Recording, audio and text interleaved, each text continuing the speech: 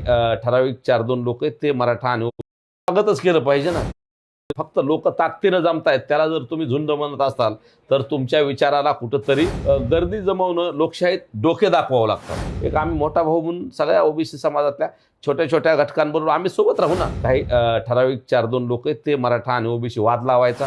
जर एखादा माणूस डायलॉग करत असेल आणि चर्चेला येत असेल तर आम्ही स्वागतच केलं पाहिजे ना. त्यांच्या प्रेस सगळ्या लाईव्ह होतात. त्यांना एवढी प्रचंड प्रसिद्धी मिळाली ही आंदोलनामुळेच मिळाली ना.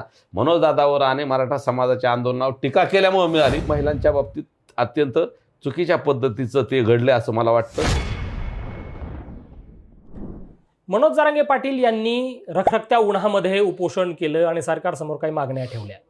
या मागण्या सरकारने अवघ्या 8 दिवसाच्या आत पूर्ण केलेल्या आहेत आणि या सगळ्यामध्ये मनोज जरांगे पाटील यांच्यासोबत एक चेहरा होता. या सगळ्या मागण्यांच्या मागे हा एक चेहरा होता. तेच मराठा समन्वयक गंगाधर काळकुटे नाना माझ्यासोबत आहेत. नाना, हे सगळं आंदोलन झालं. मनोज जरांगे पाटील हे या सगळ्या मोहीमचे, या सगळ्या चळवळीचे चेहरा आहेत, ते नेते आहेत. पण त्यांच्याबरोबर तुमचा चेहरा नेहमी दिसत असतो. या आंदोलनाचं यशाचं गमक नक्की काय? हे जे उन्हात जे उपोषण झालं त्याचं उन्हातलंच उपोषण नाही तर जे आतापर्यंत 2-2.5 वर्षात जे आंदोलन झाले त्याचं सगळं